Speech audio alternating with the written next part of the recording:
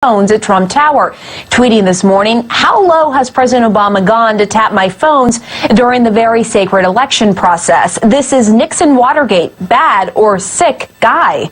A former spokesman for President Obama is flatly denying those claims, calling them, quote, simply false.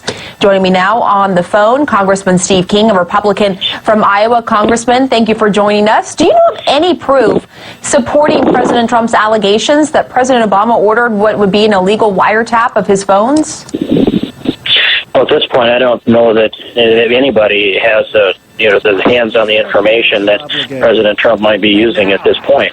But he has made the allegation, he's made it public, and then there better be some evidence to back that up.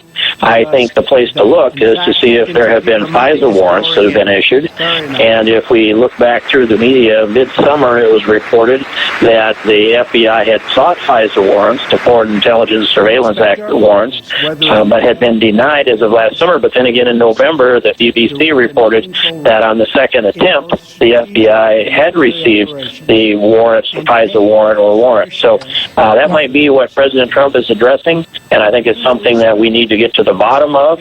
Some of it may well be classified, so this could be a while before we get to the bottom of it. And just to be clear here, CNN does not have that independent reporting. But let me ask you, Congressman, your fellow Republican colleague Justin Amash tweeted, this allegation has serious implications. At POTUS, President of the United States should provide more info to Congress immediately to assess constitutionality and legality. Do you agree with that?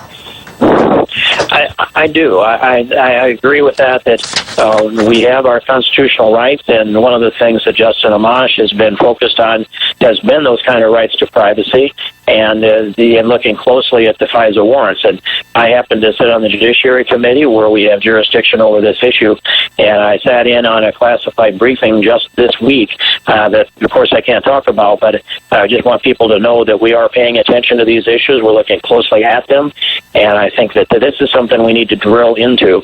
If there was surveillance of a presidential candidate during the campaign, and if that was also surveillance of his staff to look and see if they had Russian ties, at least supposedly, we had better be able to actually see the FISA warrant applications, evaluate them with the information that was provided. And I think this is going to bring about a real close look at the FISA courts to make sure that they are protecting the privacy of everyone. But if this turns out to be true, that the previous administration or operatives within it or operatives within the campaign that had influence within the Obama administration are seeking to conduct a surveillance that was designed presumably to affect the election results, this is a very heavy thing indeed.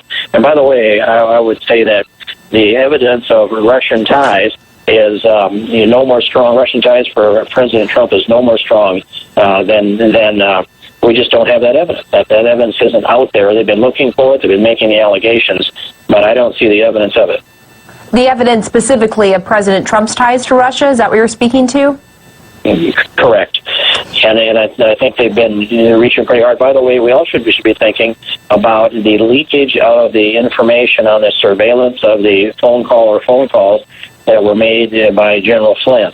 The most serious part of that is that was classified information. If they were wiretapping the ambassador to the United States from Russia, and that information was leaked out by whom?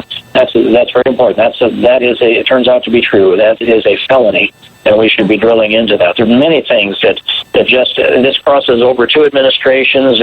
It goes into the politics of the political campaign. It goes into what appears to be an effort to undermine the transition into President Trump, an effort to undermine his presidency itself. So this could grow into a great big deal. I'd hate to see us bogged down on it and have to drill through this, but if we have to go back through it, I think that we'll have to go back also through Hillary Clinton and all of those associations that were never resolved. Congressman, CNN has been told that Trump has never been as upset as he was this week after he felt the Jeff Sessions controversy meeting with the Russian ambassador overshadowed his State of the Union address. So why tweet a bombshell allegation as he did this morning about the former president wiretapping his phone without any evidence to support that further distracts from any focus on a legislative agenda? Well, if you're watching the hyperventilation over Jeff Sessions, who, by the way, carries as much integrity as anybody in government, and I know Jeff Sessions very well, then if you're watching that, it's way out of proportion to anything that actually happened.